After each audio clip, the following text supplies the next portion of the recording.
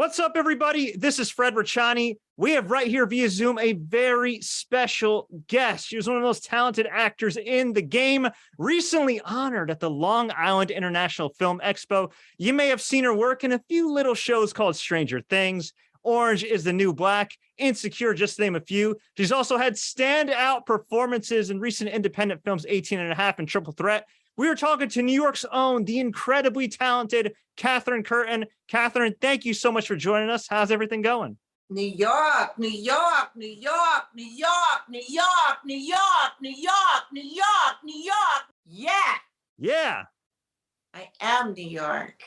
My people have been on the island of Manhattan. Well, Irish immigrants, like who knows, like what potato famine, right? Didn't keep great records, but probably between 1850 and 1870, somewhere in there, we arrived on the island of Manhattan, and we're Bronx and Brooklyn and Manhattan all that time, and never bought real estate. Such, just, I don't know what happened there with them, but yeah, so I am a New Yorker, and I'm very, very proud to be a New Yorker. And I love my city, and I love my people. And, we are a sanctuary city. And if you are a woman in need of care, you come to us. We got you. We got you. We got you. We got you. We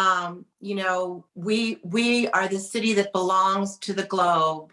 We are hosted and loved and cared for by the United States of America. And we are the US, but we are an international city, and we are very proud to be that. And I'm very proud to be a New Yorker. So you mentioned that. I just had to follow up because my heart sings whenever anybody mentions my city's name.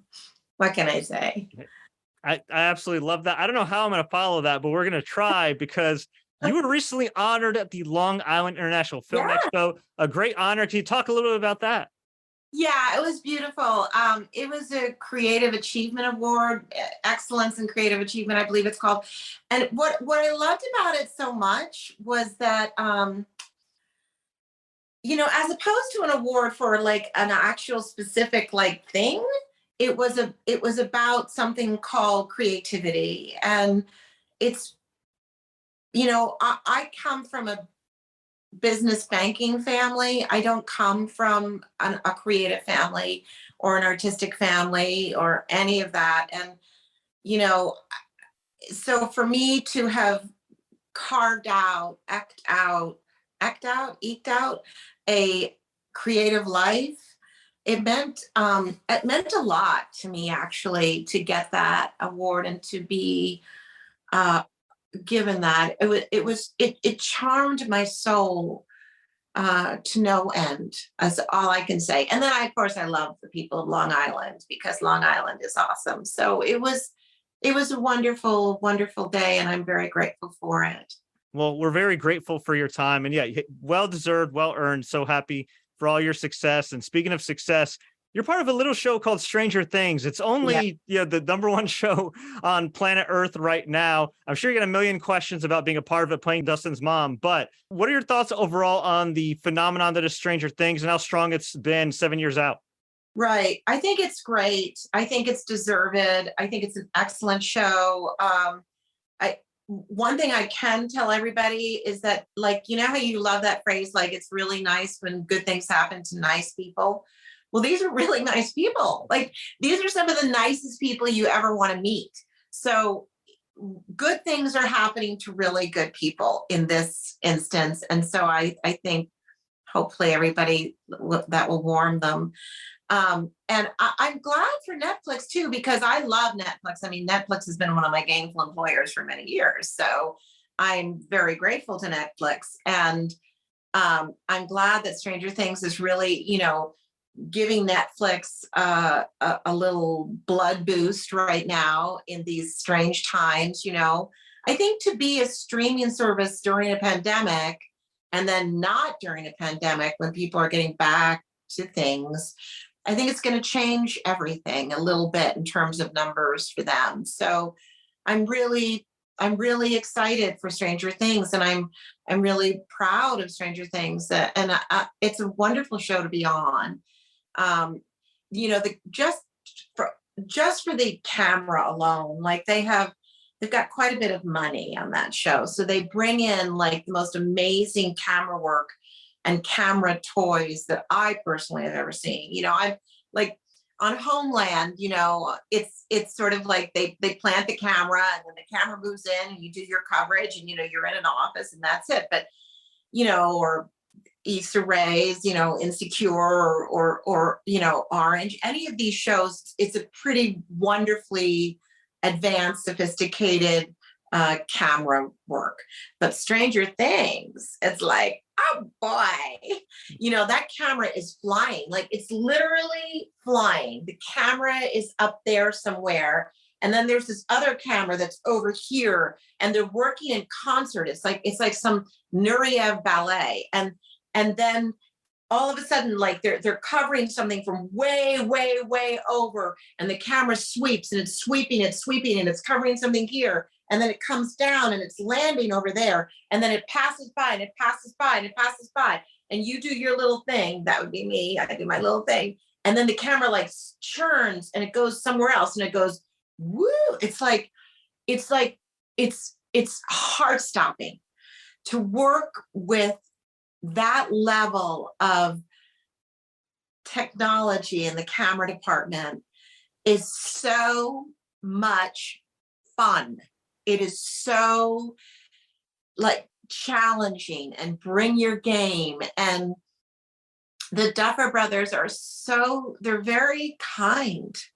They're just enormously kind, supportive people. You know how there's kind of a theme in the show, like, people say to each other things like, you got this and you can do it and you're on it, and you're going to smash it. And that is them. That's really coming from them. And they say things like that on set. Like they're the sweetest people, they'll say things to me like, you got this, Kathy. And it's like so sweet. I'm so emboldened and heartened, and they give great karmic gifts on that set. And so it's a wonderful place to work, I absolutely love that. Wonderful. Like to a T, I come and go. I'm not there all that much. I mean, a bit, but not all that much. And to a T, everyone comes up and says hello and how are you? And how is my son? And I'm amazed. I'm amazed at the level of personal togetherness and sophistication. Nobody's bought the Kool-Aid. No, there's no ego drama. There's no aggressiveness in that department at all. It's just really gentle, kind, nice people making things. It's like, okay, we're gonna make things today. We're just making things with Stranger Things today. We're making things with people with Stranger Things, and they're really nice people. It's like, it's very cool. I'm very grateful. I absolutely love that. And I also love like their attention to detail and everything. You're from the hair to the makeup to the prosthetics, and they hype all these people behind the scenes a lot. Sometimes with certain, filmmakers or TV creators, like it's almost like they want to be seen as like the geniuses. And I feel like the Duffer Brothers and that whole crew is like, no, actually, no, these are the people that really make this happen, which is a kind of a nice breath of fresh air. It's great. But that's like telling you, like, it's exactly what I just said in a way, like, because they're the most generous of spirits. And I would be surprised to hear that anything else was the case with them, and I, to that, I think the hair and makeup, I think they do a fabulous job. I think, one of the original hair people that I met on the show, she had her own salon somewhere down south for like the 70s and 80s. Like she had her own beauty salon. So she knew it. She was just bringing it on. And she was excited, I think, to bring it on, and very, very confident in her look and in what she was creating, because she had created it in real life at during that period. So, who better? Think about this, right? You're on a show right now in Stranger Things that is kind of really carrying Netflix, especially through some tough times. And you were also on a show that really helped kind of establish Netflix as like a major player. That show that helped establish Netflix as a major player alongside House of Cards and a couple other shows in the early days was Orange is the New Black. Looking back, are you surprised at some of the impact that it had, not just, as an entertaining show, but also culturally and kind of pushing the difficult conversations forward about race and incarceration? Yes, and I'm very heartened by that. To think that we would have a show about a woman's prison and that it would do some of the best business of any show on TV. It's very significant in terms of telling all of us that there are people watching who want to care. There are people watching who want to be part of the solution, who want to think about it, who want to be part of the conversation. And Orange is really, I think, so much an example of, conversation like creates legislation. So when you bring it on, story creates conversation, conversation creates legislation. Some of the things that they talked about in Orange, the privatization of the prison system, there's some really suspect stuff when you talk about privatizing incarceration. I mean, that's just like rampant for could be a problem there. There could be some problems. Yeah. Like, I'm just thinking of a few right off the top of my head, like we can all think of some of those, right? So the fact that Orange explored that issue, they explored the issue of, immigration. They explored the issue of incarceration in ways that we had not seen that before. And I don't do it anymore at all. I do no theater anymore, but I used to do a lot of theater. And when I was a kid and I did a lot of theater, you come home at night, you can't sleep. It's like 11 o'clock at night. And for you, it's like, yeah, I just finished work. Like, what's up? Who's up? Like, what's going on? So, you're up to like 2, 3, 4 o'clock in the morning. And I used to watch a lot of shows, those docs on prisons. I used to watch a lot of those, like, all the incarceration shows. And it fascinated me that we were warehousing souls, because that's basically what prisons are. And I remember when I was shooting one day on Orange, and it was the first day that I had seen the cafeteria. And this was way back when they were, first built all those sets. I was started with Orange on day one for, I think, everybody. And, so I got to see some of those sets for the very first time. And I remember walking into the cafeteria set and my heart really stopped. And I thought, oh my God, this is a warehouse. We are warehousing souls. That's what we're doing. That's what prison is. And yes, we have people who no doubt more than belong there. If you have killed a child or hurt a child, I think prison is too good for you. But there are other people there, but for the grace of God, go I. And I think that I'm not always sure that prison is the best place for all of the people that are there.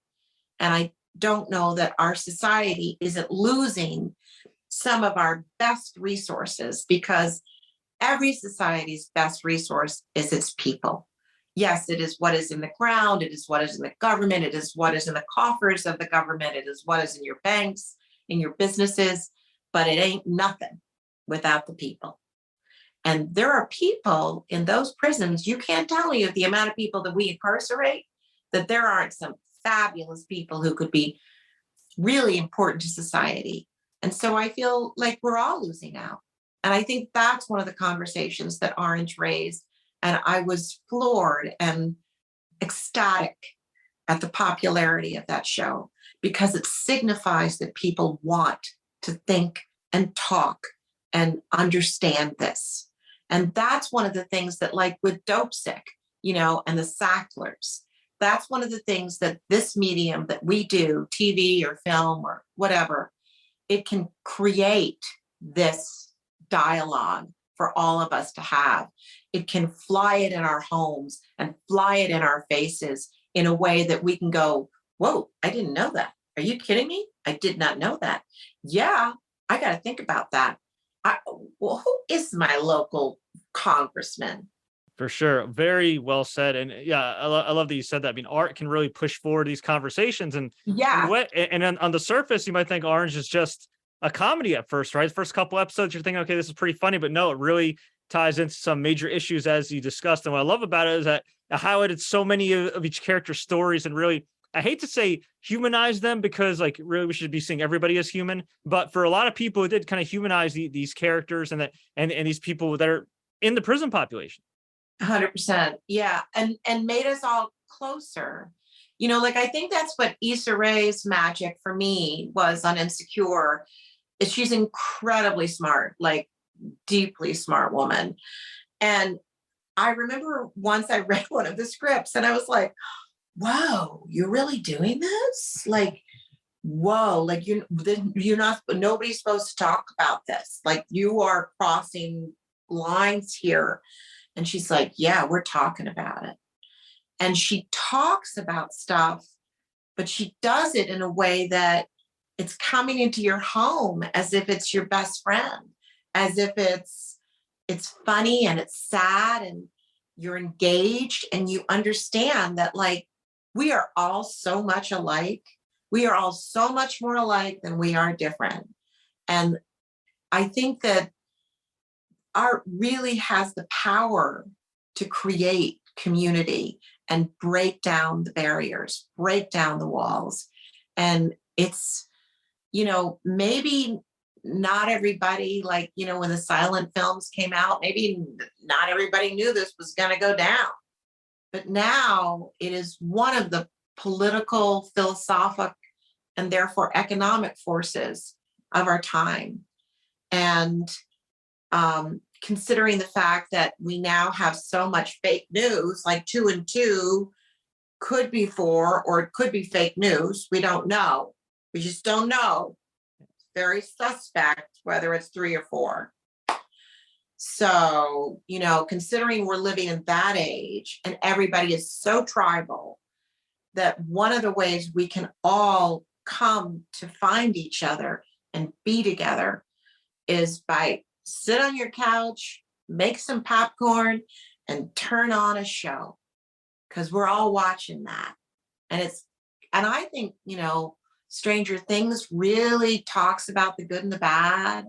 It really talks about government overreach. It really talks about so many things, just metaphorically. It's fabulous, you know? So I don't know. I'd always wanted to be a political person. I just didn't think I was really, you know, like I didn't know that I could do that.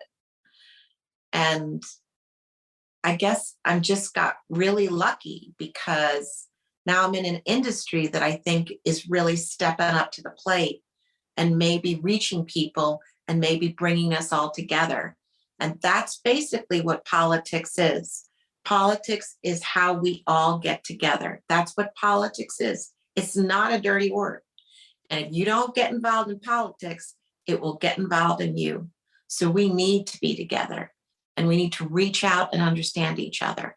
It's kind of crazy. I feel like you and your career, you said you didn't intend on kind of getting into politics with art, and it just kind of happened and snowballed, and here you are. You're such a great advocate for so many marginalized groups, everything. And between Insecure, between Orange is the New Black, and Triple Threat is an independent film that you were a part of, directed by Stacey Maltin, Besties Make Movies, Margarita Zitnikova, JD Yonker. Just a fantastic cast overall. And just to give a little bit of a synopsis, it's a story about 3 friends who have this play called Firefly that they want to eventually take to Broadway, until the male co-star says, you know what?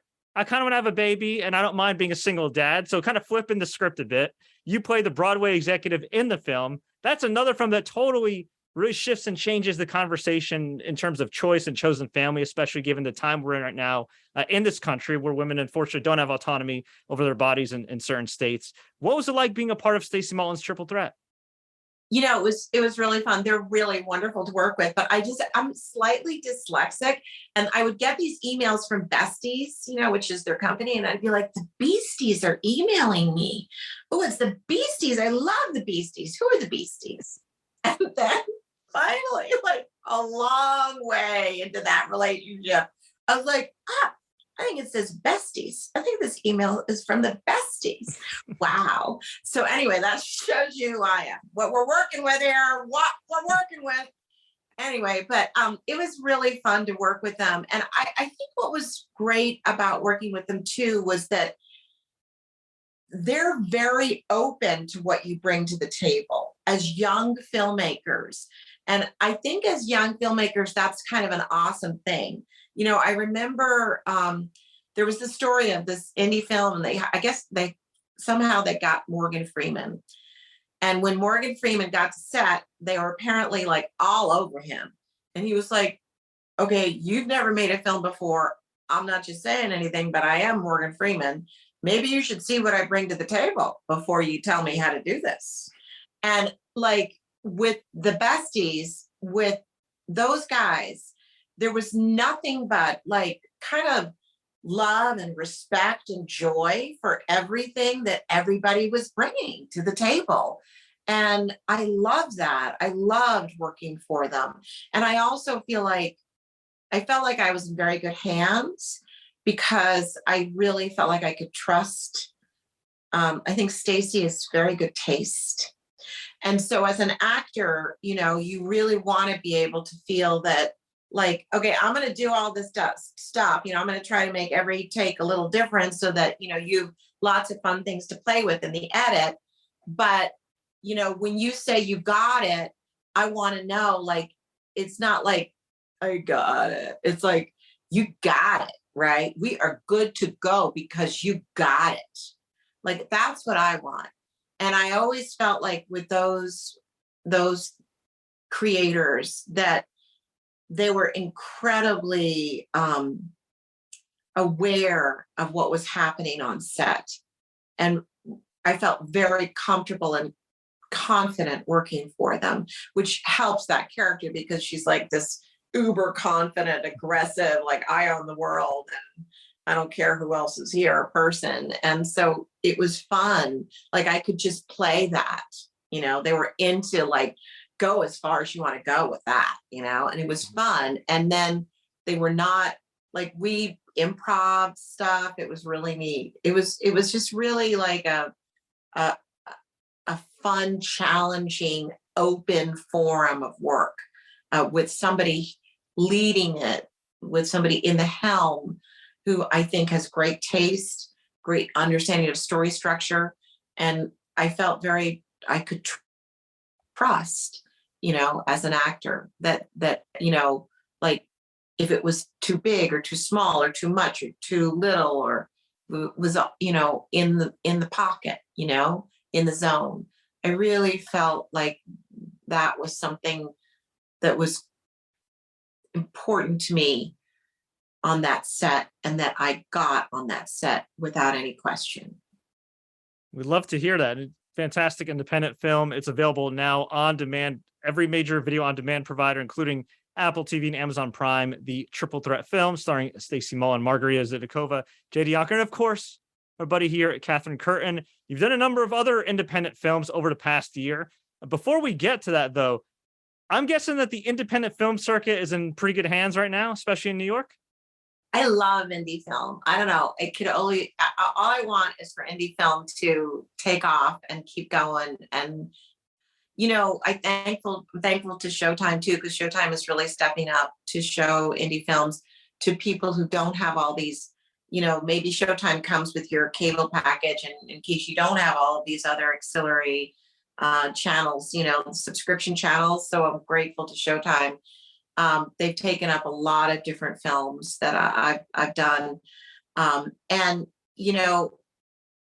indie film is very important to our society because, it's like NPR for filmmakers, right? It is like it is a non-corporate form of making art. So when you make art out of the corporate structure, yes, the corporate structure at some point comes in and, does distribution, please God, it does, or puts you on their streaming service. But the initial idea, the initial, making of that film, the initial planning of that film, the initial creating that film, casting that film, bringing it to fruition is usually all just a bunch of indie filmmakers coming together to do their thing. And that's extremely important for a free society because it is one of the ways where we're climbing forward to always have open expression and open storytelling. Besides journalism, I think indie film is one of the most important things we have in our society. And I'm very glad that New York and LA and, Detroit and Georgia and Texas and all of these fabulous places are really stepping it up and supporting their indie filmmakers. I shot 18 and a Half, which I love, which is just out too, which is this thriller on the Watergate. It's this like rompy, ridiculous, heavy fictional romp through the 18 and a half minutes of the missing Watergate tapes, which is just fabulous. And, it's so fun because like what Nixon did is it's not even, reaching for the candy on the counter next to where we are today. So it's such a great movie. I hope everybody gets to see it. I think it's highly entertaining and wacky and fun. And, I really tried to channel Emma Peel from the Avengers. That was my goal. And so like, if that gives you a sense of, a little bit of the style of the film, it was fun and wacky and retro. And I think it's awesome. I love 18 and a Half. So if anybody get out there and see that, it's just on all the platforming services too. So yeah, 18 and a Half is great, directed by Dan Mervish, one of the co-founders of the Slam Dance Film Festival, which is a great haven for independent film as well. So yeah, you all did a great job in that for sure. Yeah, and there's Werewolves Within, which I had out last year, which is awesome. It's a thriller, a comedy thriller, a horror comedy. I think horror comedy is like the new popular genre. And I really I never, if you told me that I was going to be like, oh, horror, I love horror, I want more horror, I'd be like, no, I don't think so. No, Jason, Friday the 13th. No, I can't do any of that. But this is like a new way of being in horror. And there's always this homage to all the previous horror films in these horror comedies. And they take you to the edge of your seat and then you're just laughing. It's such a good form of release to put a scary horror thing with a wacky comedy. Like, how is that not the best combination of anything in the world? Like, how is that not the best thing to have on a Friday night? Yeah. I don't know what could be better. Well, Catherine, we really do appreciate the time. You've been so gracious with your time. We want to get you out of here on a high note. What's the best piece of advice you give anybody for success? Don't give up. Just don't give up. And, we're all blessed because we are the ones who made it through the pandemic. I was in New York during that march. And you are living to fight another day. So you get out there and you fight. And you don't relinquish the fight and live with a yes in your heart. Live with the yes rather than no.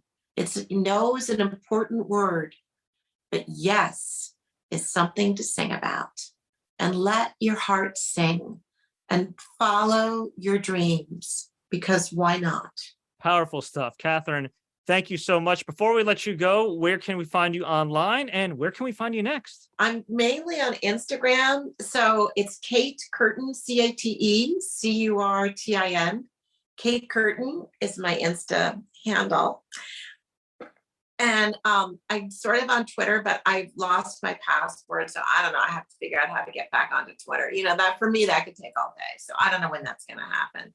So mainly I'm just like really on Instagram. And I really like Instagram because it seems like we get a lot of like TikTok stuff. I'm not on TikTok, but I feel like I am sometime because I'm on Instagram. So, I feel like Instagram is totally a fun, like I'm happy. I'm there. I'm happy. I'm good to go with Instagram. So please Instagram me. I would love that. And I enjoy looking.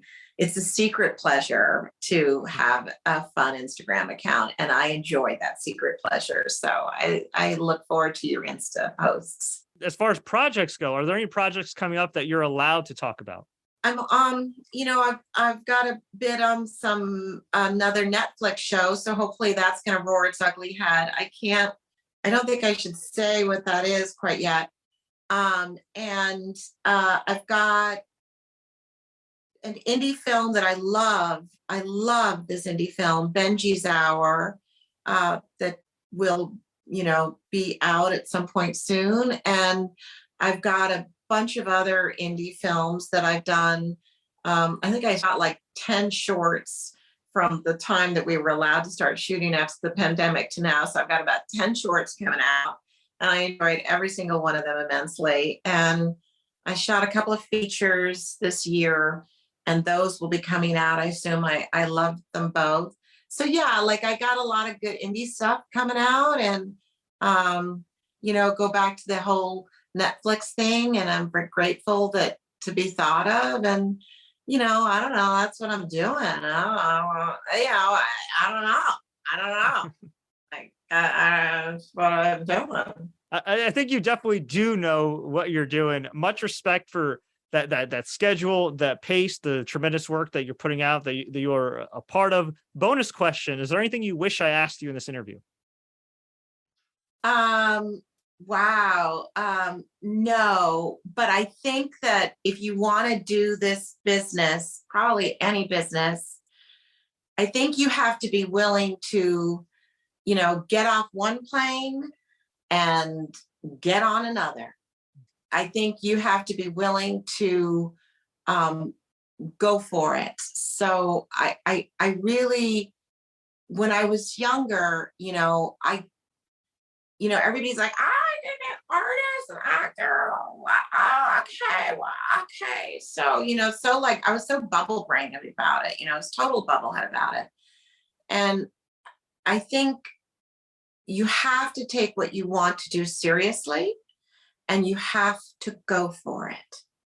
And that's the only thing I really hope that people get out there and get your dukes up and start fighting for whatever it is that you want to fight for. Good luck. And if you ever see me, just go ahead and give me one right in the schnauzer. Maybe not. Maybe we'll just give you a fist bump. How's that? Oh, okay. Oh, wow. Biden just did that. He got in so much trouble. I don't know if we're not allowed to do fist bumps anymore. I don't know. That got really crazy for that. Maybe elbows then. I don't know. We'll figure something. Elbow. We'll do elbows. Okay. We'll do elbows. Yeah. So anyway, but yeah, well, good luck to everyone, and thank you for having me. And I'm so grateful, so blessed. Thank you. Thank you so much, Catherine. Again, you could check her out, of course, in a little show called Stranger Things on Netflix, Orange is the New Black, and some fantastic independent films, Werewolves Within on Showtime, Triple Threat, and 18 and a Half available on all major video on demand providers. Catherine, thank you so much. Thank you. Thank you. Thank you.